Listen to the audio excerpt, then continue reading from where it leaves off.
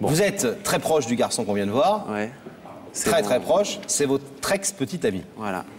Vous avez vécu une histoire avec lui qui a duré un temps. Ouais. Mais voilà, le problème, c'est qu'il est extrêmement jaloux. Et donc moi, j'ai fini par ne plus supporter cette situation. Et j'ai fini par lui mentir sur certains détails. Et il l'a découvert. Et forcément, un mensonge, j'ai toujours découvert. Et donc... Ah bon? Oui. Parce que c'est quelqu'un de très observateur. Donc... et je mens mal. Oui, vous n'êtes pas un menteur, vous êtes quelqu'un de plutôt droit et sincère, mais là, vous avez été un peu obligé par les circonstances et par cette jalousie. Ça a un peu pourri vos relations. Et... Ça a pourri ma relation, oui. Voilà. Et donc, en fait, vous vous êtes séparés il y a quelque temps. Vous avez quel âge? 19 ans. Et lui? 19. 19. Et vous avez vécu ensemble ou vous avez juste une histoire Ben, en fait... comme deux jeunes gens qui sortent ensemble? Comme on cherchait du sérieux tous les deux. Parce qu'il faut savoir que dans le milieu, le sérieux, c'est très dur à trouver. Et ben, finalement, les sentiments sont très vite arrivés. Au bout d'un mois et demi, il s'est installé chez moi. Sans vraiment être installé, c'est-à-dire qu'il y avait toujours ses affaires chez ses parents, tout ça. Mais on se voyait tous les jours, à la fin des cours. D'accord. Guillaume, vous dites beaucoup qu'il était jaloux. Mais deux questions. D'abord, est-ce que vous l'êtes aussi? Est-ce que vous l'étiez? Bah, je suis jaloux, mais raisonnablement. D'accord. C'est-à-dire que je l'empêche pas... je l'aurais pas empêché de s'épanouir, ça c'est sûr. De voir des gens, de sortir, etc. Voilà. Est-ce que vous lui donniez des raisons d'être jaloux quand vous dites qu'il était très jaloux? Non, parce que moi je sors pas dans le milieu, je suis né dans un milieu hétéro et je suis toujours dans un milieu hétéro. Je n'ai aucun ami gay, enfin j'en ai vraiment pas beaucoup. Je lui ai menti sur la cigarette au début. C'est sa plus grande... Sur la cigarette? C'est-à-dire que je devais arrêter. Oui. Et donc je continue en cachette. Et donc il a appris et à cause de ça a commencé... premier mensonge, il a commencé à perdre confiance en vous. Et vous savez, quelqu'un de jaloux, ouais. Il a confiance sur rien du tout après. Sur n'importe quoi, sur t'es où, qu'est-ce que tu fais, je suis sûr que t'es avec quelqu'un, je suis sûr que t'es sorti, je suis sûr que t'as vu du monde, machin. Qui a décidé d'arrêter? Bah en fait, ça a fait moi, lui. Et ça s'est terminé par lui. Et c'est pour ça que je suis là aujourd'hui d'ailleurs. Donc et ça s'est terminé réellement à cause du fait que je suis parti en vacances avec mes parents.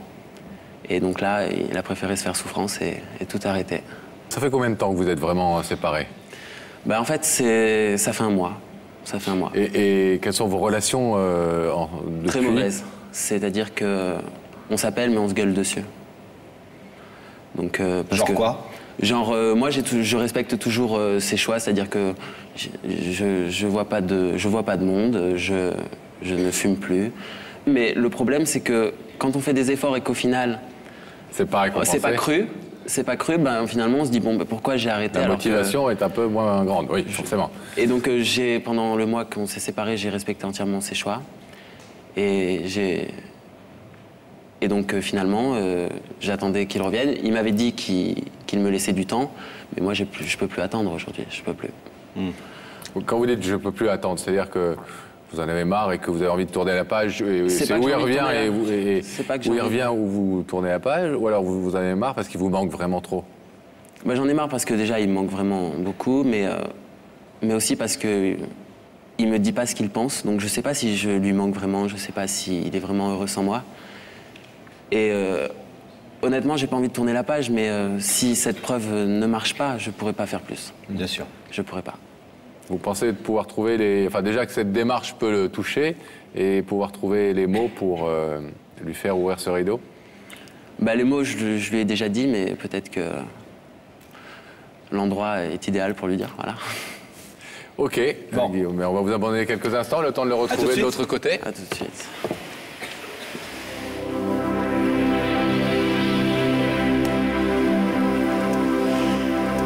On rétablit la connexion avec la loge de Daphné. Oui, je suis toujours là avec Andrés. Jean, c'est un petit peu plus sur lui. En plus du reste, il est aquariophile. Ah. Je sais pas, est-ce que vous savez ce que c'est? Le poisson. C'est quoi aquariophile? C'est celui qui aime bien les aquariums, Pascal, et qui met des poissons dans l'aquarium. Et qui fait reproduire les poissons, tout ça, voilà. D'accord. Bon, enfin bon, Andrés, est-ce que vous avez vraiment envie d'aller retrouver Pascal et Laurent? Oui, quand même, oui. Écoutez, j'espère que vous serez comme un poisson dans l'eau. Oui, je vais vous demander de vous lever, de suivre Sam, et la vérité est au bout du couloir. Ok.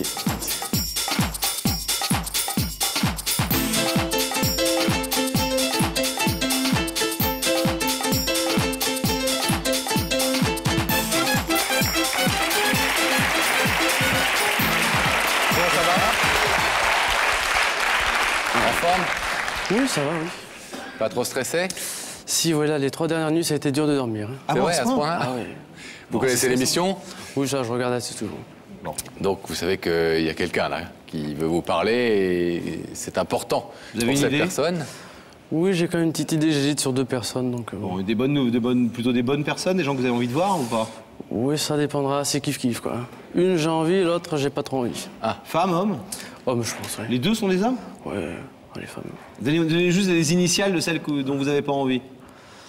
Bah, les deux, ça commence par un G, donc bon, c'est difficile. Ah, d'accord. La deuxième lettre U. Un U. de celle dont vous n'avez pas envie. U. U, pas envie. Voilà. Et envie? A. A. G-A, envie. G-U, pas envie. Bon. D'accord. Est-ce que vous voulez un indice en attendant de découvrir si c'est GA ou GU? Un indice? Oui. Regardez. André, que penses-tu de ce proverbe? Quand on est aimé, on ne doute de rien. Quand on aime, on doute de tout. Eh ben, c'est un proverbe que je connaissais pas, pourtant je connais pas mal. Hein. Ouais. Donc bon, bah... Oui, le doute, ça fait partie de la vie, mais bon, c'est... Quand on aime, on doute beaucoup, vous trouvez? Ça dépend des fois, ça dépend de la personne aussi qu'on a en face. Il y a des gens qui vous font plus douter que d'autres. Oui, mais c'est surtout de par leurs actions. Bon, on peut pas comme ça d'emblée dire « Toi, je vais douter. Hein, ». Donc non, c'est... Au fur et à mesure du vécu, je pense que bon, on peut se baser sur des faits réels qui se sont passés. Et à ce moment-là, vraiment, oui, douter, dire, bah, voilà, il y a eu ça, et c'est comme ça. Bon. J'ai eu GA. Eh bien, Andrés va pouvoir le découvrir dans quelques secondes, s'il en est d'accord. Oui. On va donc traverser traverser virtuellement ce rideau via les écrans pour découvrir le visage de la personne qui vous a invité et que Gabriel va nous montrer tout de suite. Gabriel Coteau, qui réalise l'émission.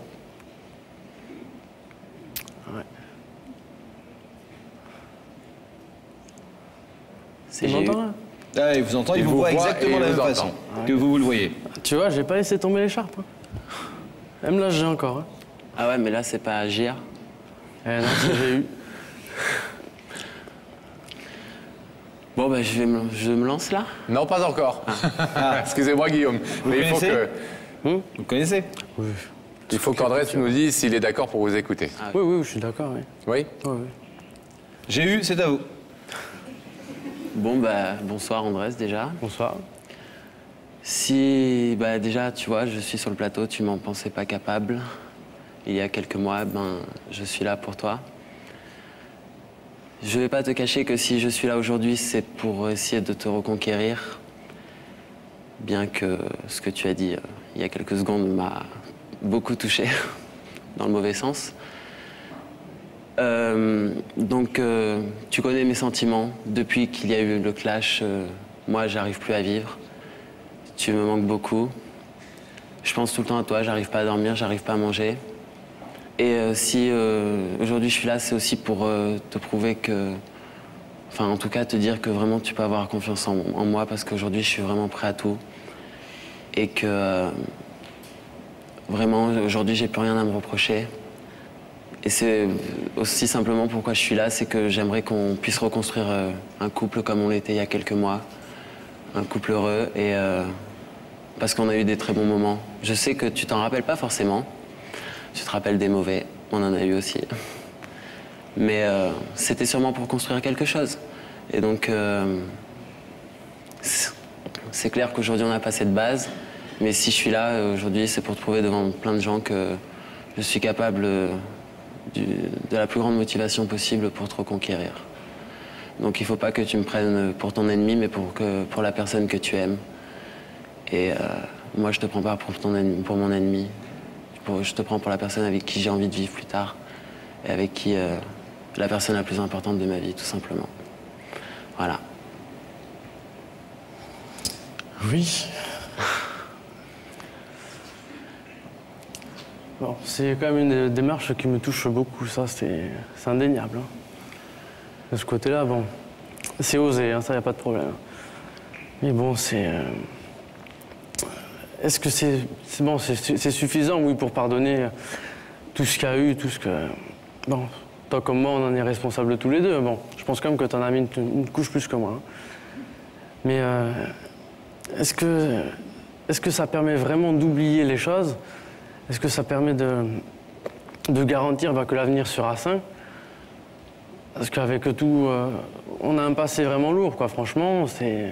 Et si je te demande d'oublier le mal et de voir l'avenir? D'oublier le mal, mais attends, non, pas d'oublier, mais de le mettre de côté. Quand je pense à nous deux, qu'est-ce que je vois? C'est le mal. Je sais qu'il y a eu des moments durs. Tellement de choses. Tellement. Je sais qu'il y a eu des moments durs, mais je te demande de me laisser une dernière chance et de te prouver que je suis... Je précise quand même, depuis le mois de septembre, début septembre, pas une semaine, sans qu'il y ait une grosse dispute qui remette tout en question. Donc c'est venu nous deux aussi, hein? Oui, c'est nous deux, j'ai dit, on est tous les deux fautifs, d'accord? Bon, après, moi, j'ai pas menti sur tout non plus, hein. Moi, voilà, moi, aujourd'hui, ce que je te demande, c'est une dernière chance et de te montrer de quoi je suis capable et que vraiment, aujourd'hui, j'ai plus rien à me reprocher. Voilà. Mais ça fait 3 fois que vous dites qu'aujourd'hui, vous n'avez plus rien à vous reprocher. Non, parce que... Guillaume. Mais tout à l'heure, vous nous avez dit très justement, vous avez demandé des exemples de choses qui pouvaient énerver Andrés. Vous nous avez dit, par exemple, c'est vrai que je lui ai menti sur le fait que je fume. Et je lui ai dit dès le départ que je fumais pas ou que je fumais plus, etc. Et en fait, je fumais en cachette comme un gosse et c'était stupide. À chaque fois, je l'ai grillé. Je suis quelqu'un de très observateur, voilà. Naturellement. Mais il nous a dit, vous l'aviez grillé. Ouais. Aujourd'hui, vous nous dites je fume plus et c'est aussi, je suis prêt à faire des efforts aussi là-dessus, etc. Mais à part ça, il y a quoi d'autre? Parce que la cigarette, c'est pas ce qu'il y a de plus important. Ouais. Non, bon, il n'y a pas eu que ça aussi. Mais c'est tout cet amoncellement de petits mensonges. Bon, sur des choses, bon, des fois, c'était des choses qui me tenaient à cœur, qui étaient importantes et tout. D'autres fois, c'était des petites choses, quoi. Mais c'est tout ça cumulé qui fait que, bon, aujourd'hui, toute cette équation égale, pas de confiance, quoi. S'il suffit qu'ils me disent quelque chose, tout de suite, moi, je vais être en train de... quand c'est au téléphone, j'ai bonne oreille aussi, donc j'écoute le bruit qu'il y a autour et je vérifie si ce qu'il me dit est vrai ou pas. Enfin, je suis jaloux et possessif, ça, il n'y a pas de problème. Hein. Est-ce que vous ne l'êtes pas un peu trop, Andrés? Je veux dire, et la question qu'il faut se poser quand on est dans un couple et qu'on se demande s'il faut que ça continue ou pas, c'est est-ce que je l'aime ou est-ce que je l'aime pas? Bon, à partir de là, une fois que vous avez répondu à cette question, si vous l'aimez, il faut vous demander si ce qui fait que cette situation, cette relation est difficile et pénible et qu'il y a beaucoup de disputes, ça n'existerait pas de toute façon, quelle que soit la personne avec laquelle vous seriez. Oui, je vous dis, c'est un amoncellement de petites choses qui fait qu'à la fin, c'est quelque chose de vraiment énorme. C'est gros, c'est volumineux. Vous avez déjà votre décision dans la tête, là?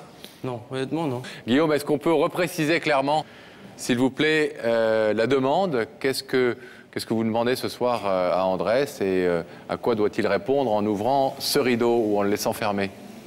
Simplement que si je fais ça, c'est pas pour quelqu'un d'autre, que c'est pour lui, qu'il ait confiance et que, en tout cas, qu'il essaye et pas qu'on oublie le mal, mais qu'on le laisse de côté pour réessayer de rétablir une relation saine et durable, ça on le sait, et simplement qu'il a envie de reconstruire quelque chose avec moi, si ses sentiments sont toujours là.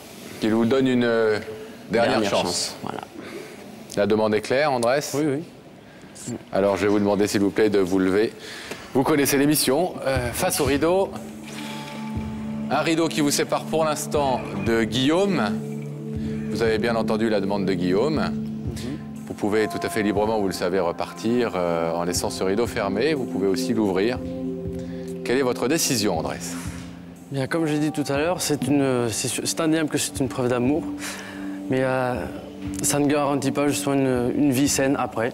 Si on a un passé qui est lourd, tu le sais, je t'ai dit aussi que ça prendrait du temps pour pardonner quelqu'un. Et donc là, tout de suite dans l'immédiat, non. Je suis désolé, mais non, c'est pas possible. J'ai une vie maintenant, j'ai pas honte de le dire. Je suis mieux maintenant, pourquoi? Parce que la vie est plus simple. Je stresse pas tous les jours, je suis pas toujours en train de douter, de me dire, bon, est-ce que demain on va avoir une grosse dispute? Est-ce que ça va bien se passer ou quoi? Non, là j'ai une vie qui est vraiment simple, saine, donc pour l'instant, non. C'est un non pour l'instant? Pour l'instant, oui. Pour pardonner, je pense qu'il faut du temps. C'est comme ça, on ne peut pas forcer les choses. Et là, bon, c'est quand même les forcer. Je suis désolé, mais c'est les forcer. Voilà. Andrés, merci d'avoir écouté ce que Guillaume avait à vous dire ce soir. On vous laisse repartir chez vous. Très bien, Andrés. Et bonne chance pour les études. Je vous remercie.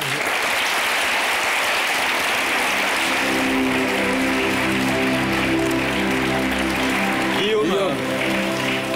Du temps, il demande du temps. J'ai fait mon maximum. Voilà. Ouais, vous estimez pour vous que c'est... Je souffre trop, donc il faut que je fasse comme lui, il faut que j'arrive à faire le deuil de cette histoire. À bien vivre, voilà. C'est ce qu'on vous souhaite en tout cas, Bah, avec Andrés ou sans lui, mais c'est de bien vivre. D'accord. Vous en êtes sûrement capable. Merci.